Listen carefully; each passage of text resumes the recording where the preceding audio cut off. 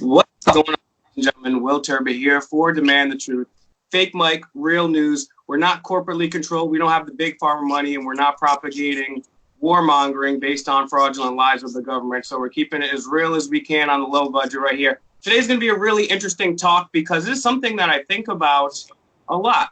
Because if you look at a pie graph of what's in the universe, 95% of it is dark matter. There are other 0.5% are luminous and non-luminous matter. There's a very, very, very tiny fraction of all the matter in the universe, which is the electromagnetic spectrum. And there is X-rays, gamma rays, microwaves, and so forth. And human sight can only see a fraction of that. So we can see a fraction of 0.005% what's going on.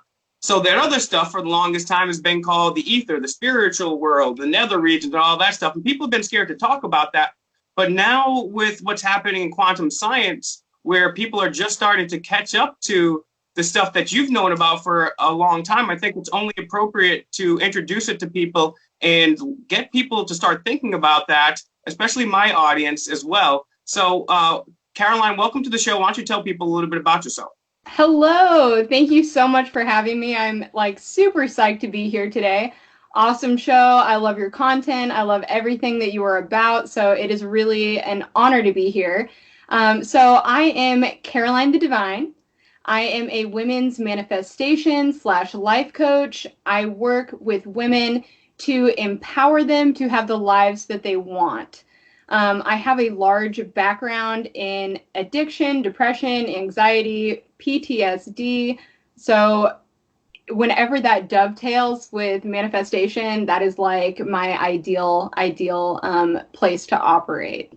So thank you so much for having me here on the show. My business is Divine Development. You can find me on Instagram at divinedevelopment_. So let's start right there with manifestation.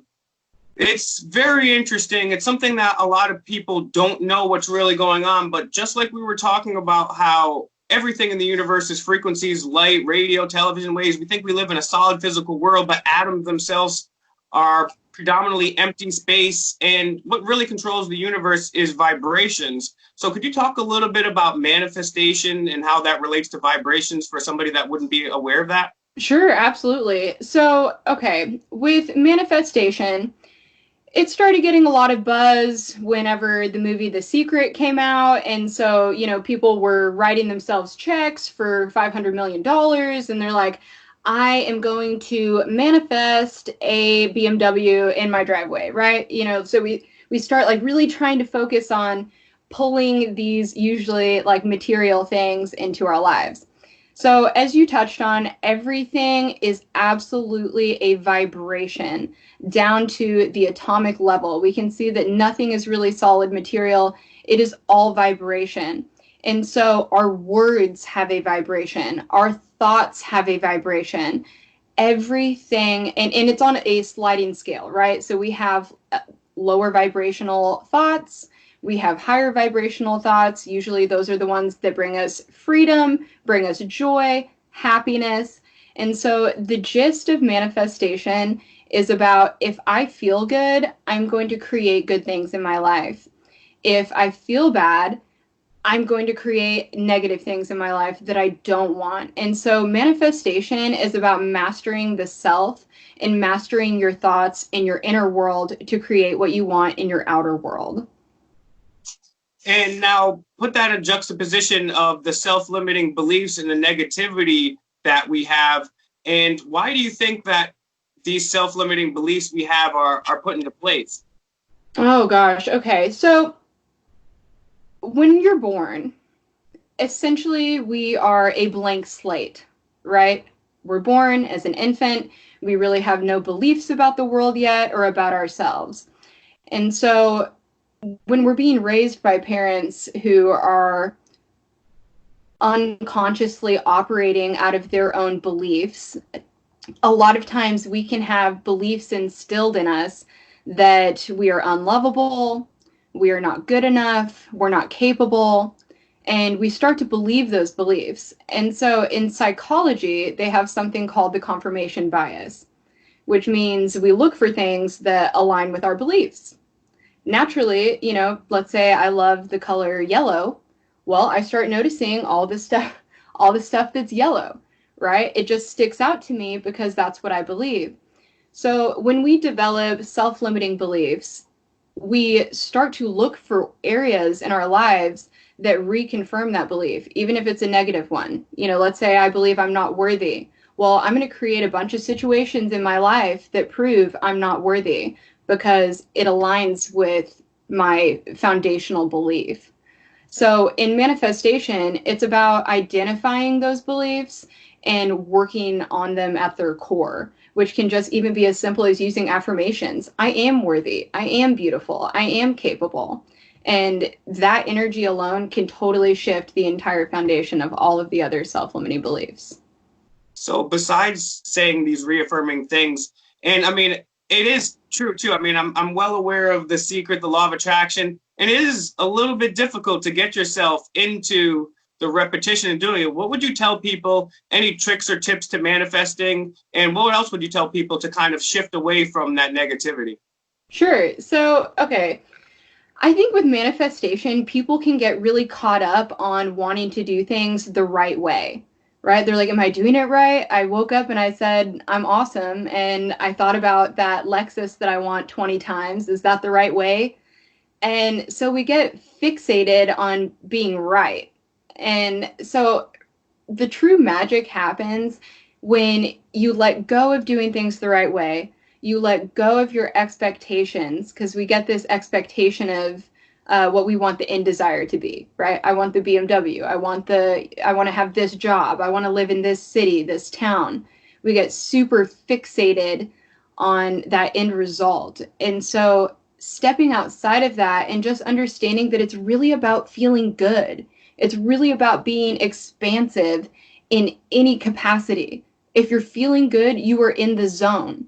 So dream about what you want, imagine what you want, be open to things changing, be open to shifting if need be, and you will start to see things fall into your path that will make your dream happen.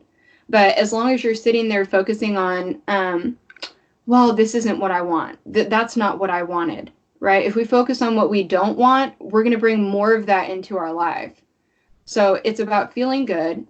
It's about focusing on what you want, but having it be like loose and fun. You know, if we're focused on the desperation, like let's say, you know, I've got rent due and I'm stressed the, you know, hell out about how I'm going to make rent happen. We're focused on that lack. We're focused on that without. I want money, but I don't have it. So guess what we're going to draw into our lives? We're going to focus more on that not having it, more of that lack, more of that desperation. So it's about rising up to that 30,000 foot view, that 10,000 foot view, and letting everything else fall away. And you will start to have more confirmation, more alignment in your spiritual practice. But it's incredible. Manifestation, like have fun with it. It is sometimes I'll just challenge myself. I'm like, you know what? I'm going to manifest like a Snickers bar today and let's see if it happens. And it does. It may not be a Snickers bar, it may be Reese's, but you know, it's about having that openness and not being attached, right? Absolutely. Now, I want to talk about this, something I want to talk about on my channel for a very long time. Astrology, I think it's very misunderstood. What is astrology? And like, so most people, let's take it, I guess, from here. Most people are probably familiar with their own sign, right? But they're probably not as aware about the different decans or maybe the rising sign or the fact that these other celestial items also come into play. Could you give people like a broad overview of what astrology is and Yeah, maybe absolutely. vibration as well? So, okay. So when we're dealing with astrology, this is what I think is funny. First off, let me clear this up. So people read horoscopes that are in like trash magazines or in newspapers, and they're like, well, of course, it says I was born to be happy. You know, that would apply to anybody. Right. Yeah. No, a lot of those are for entertainment. When you get down to the real beliefs behind astrology, we look at something called your birth chart. And your birth chart is literally a snapshot of the heavens, of the sky, the moment that you were born. So you put in your birth location, your time, and your birthday, and it takes a snapshot of where all of the planets were aligned. And how we have it set up, we could really do an entire video just on this, an entire interview on this. So I'm going to try to keep this as nice and tidy as possible. Yeah, give an overview here, but this is a subject I definitely want to discuss at length at another time. But let's set this up for like an overview, because a lot of people, including myself, I'm familiar with my birth chart, but then when it comes to the houses and all this other stuff and how this affects this, I have no idea. So let's lay a little groundwork. Exactly. Okay. So we have different houses in your birth chart. So when you look at your birth chart, it will literally look like a wheel. Okay. And that wheel has been split up into these different houses. And so we have, and they all correspond with different areas of your life. So, for example, the first house in astrology is the house that deals with you, right? It is all about you as a person, you in your relationship to the world, how you present yourself. So depending on what planets are in that house will have an effect on how you present yourself to the world and how you see yourself in the world. The second house, for example, is the house of money, possessions, earthly things. So planetary alignment throughout your birth chart can give you a good idea of things like your life purpose, your karmic cycle, what you have been sent here to resolve for your soul to evolve.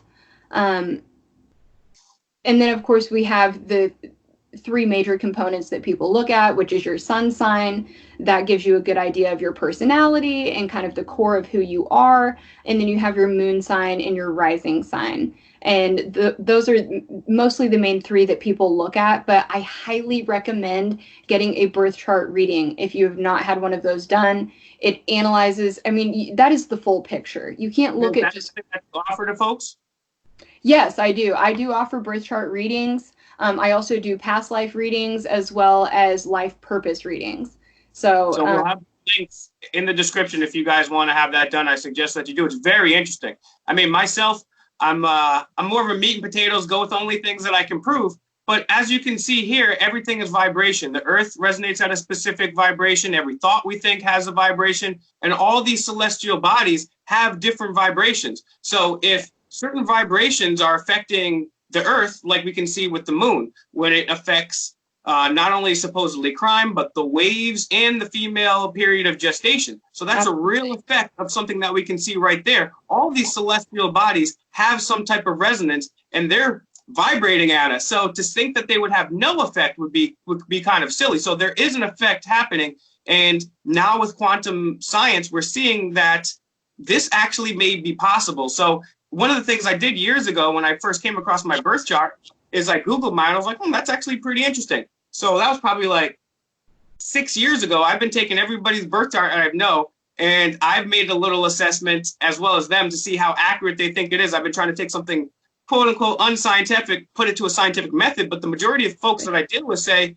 hey, this is pretty interesting. And I think, correct me if I'm wrong here, but the example I use a lot is these are archetypes. So they're not necessarily like, it could have something to do, and I want to talk about the houses, but for example, if you're a Leo, you could be a really cool Leo who Leos like to be the center of attention and you're awesome on stage and people love you and you're loyal, you'll do anything for your friends. Or you could be a Leo that just loves to hear themselves talk, a total jerk, and is so loyal that you're like stalking your friends, right? So it doesn't mean we're not trying to pigeonhole, at least I don't think so, people into things. But can you talk about how your three signs interact with the world, the stars, and then also those houses? Sure, yeah. So, okay, and I just kind of want to piggyback on what you were saying real quick. So if you're going into astrology having doubts about it or feeling skeptical, put it to the test. Test it. Like, I will read other people's astrology information just to see if I feel like it would apply to me, because I want to know, is this something that is my birth chart placement something that's unique to me, or could I find some relatability in everybody's birth chart? And it does get down to very detailed information, even about like relationships with your parents. You know, because of this placement, you will have a very stressful relationship with your father, or you will have a very loving relationship with your mother. It gets very specific. So if you're having doubt or feeling skeptical, go and test it, right? Test it. Put it to the test. Put it to the scientific test, like you were saying. Right. So all planets have a vibration, like you said. They can have an influence in your chart that is either positive or negative depending on where it is and where it is in relationship to all of the other planets and heavenly bodies within that realm. So can we talk about the different planets and kind of what they represent briefly? There's really a lot to that, honestly. Okay. I would like that. Those are things that I typically cover in my birth chart readings, because here's the thing: a planet, like let's say Jupiter, in one house could be really positive and really amazing, but then if it shifts 90 degrees down to the other side of the chart, it could have something that means something totally different. So I don't want to put a blanket statement on it saying this will always mean this will always mean that, because it does change depending on the interaction on your chart. But come get a reading from me. I would love to work with you. Yeah. To kind of lay some credence to what you're saying, coincidence or not, my sun's sign is an Aries, and my rising sign is a Libra, and my moon is a Libra. So I've given myself a self-diagnosis here. And outside of all of the courtrooms in the United States, you'll see the scales of Libra, of justice. And it's said about Librans that we can really feel the injustice. We can see the empathies of others. We can put ourselves in other people's shoes. So you have two big Libras there, and I'm seeing this injustice. And then my Aries is my personality. And my Aries is like, I'm going to do something about this injustice. So you can see that combination working. But enough about me. Let's talk about me. I've got a new book out. No, I don't have a new book out yet, but let's talk about this. Now, this is something that affects all of us, not just on a personal level. Depending on who you talk to, I think, and correct me if I'm wrong, probably around 2012, we entered the age of Aquarius. Mm-hmm. What the hell does that mean? And do you think that some of the things we're seeing in society are reflective of this new age we're in? Right. Okay. So the age of Aquarius, I love this. And actually, I was going to say, I would not be surprised if you had a bunch of Aquarian influence in your chart, because Aquarius is known as being the rule breaker, right? Aquarius is about calling people out, calling systems out. It is about large social change. Okay. Aquarius does not give a shit what anyone has to say about rules or society structure in the way that like, oh, well, that's just the way things have always been done. No, Aquarius is here to shake things up. So in 2012, not only did we see the age of Aquarius, right, but we started seeing a shift in the energetic field of the planet.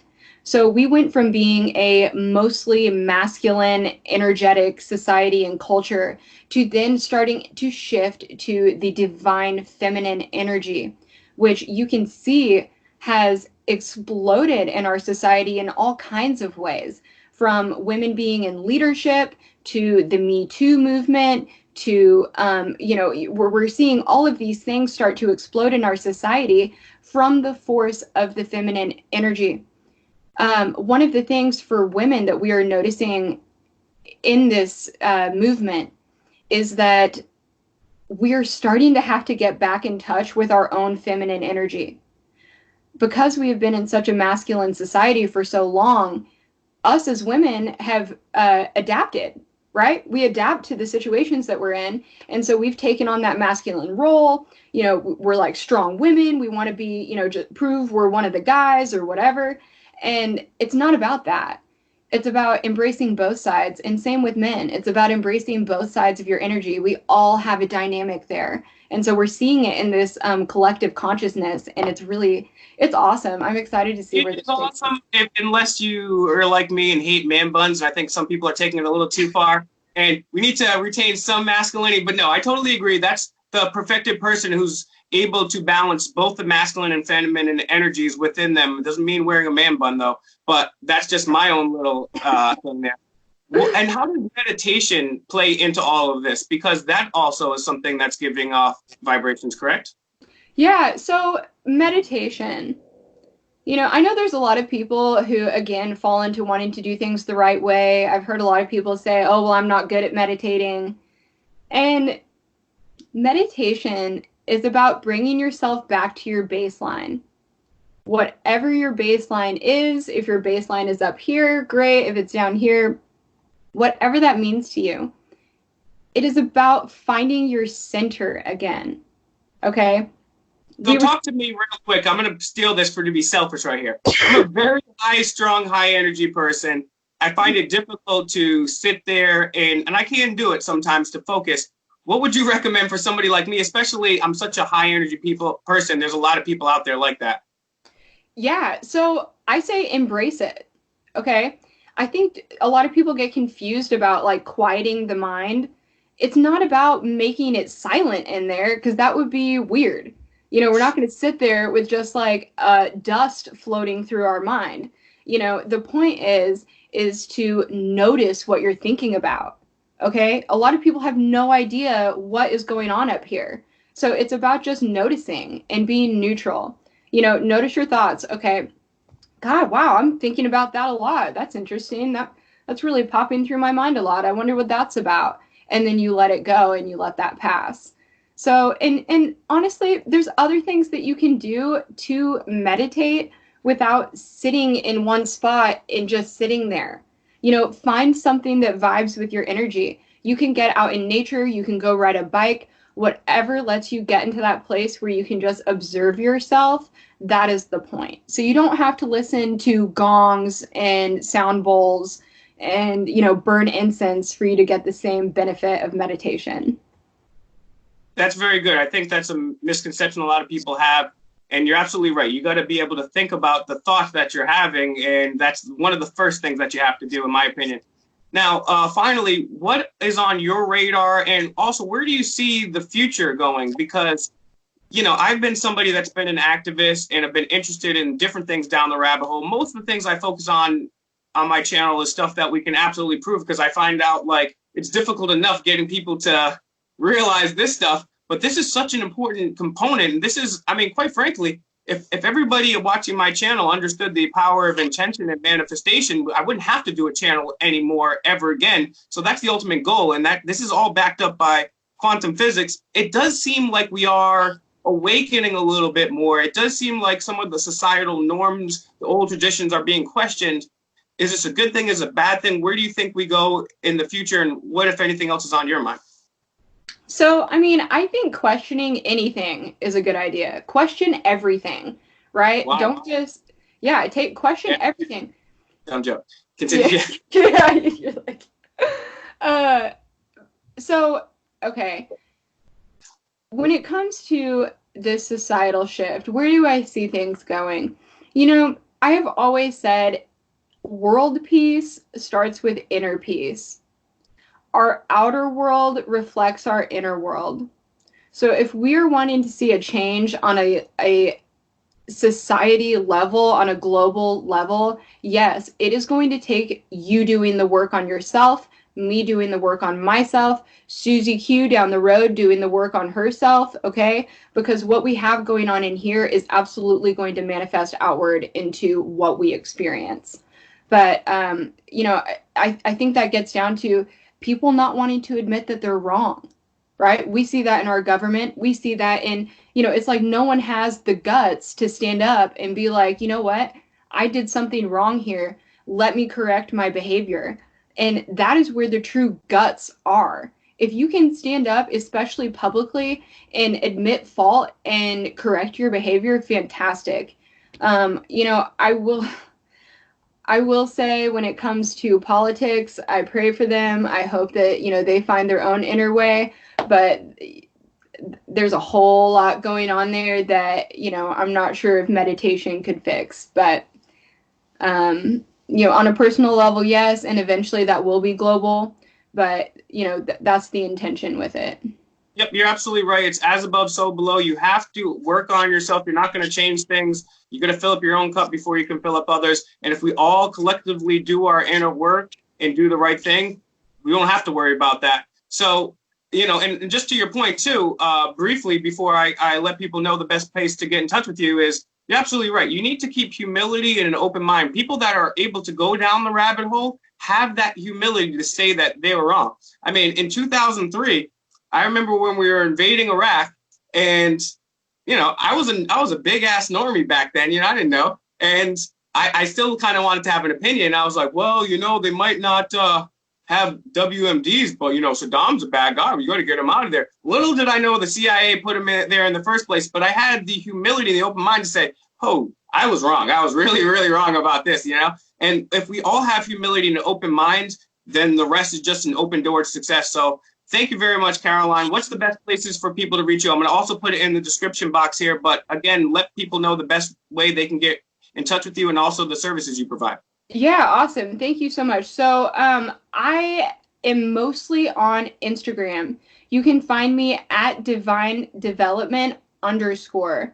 At Divine Development _. That is where all of my programs are centrally located. I have an awesome, awesome course for women that's starting on this Wednesday, the 18th, December 18th, and it is called You Are a Goddess.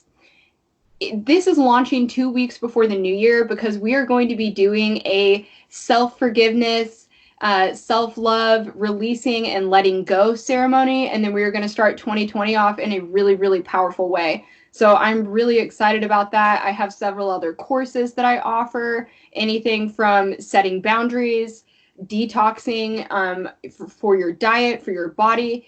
Go check them out. They're really, really transformative. I've put my heart and soul into this stuff. I also take on one-on-one clients. So if you're interested, hit me up at Divine Development _ on Instagram.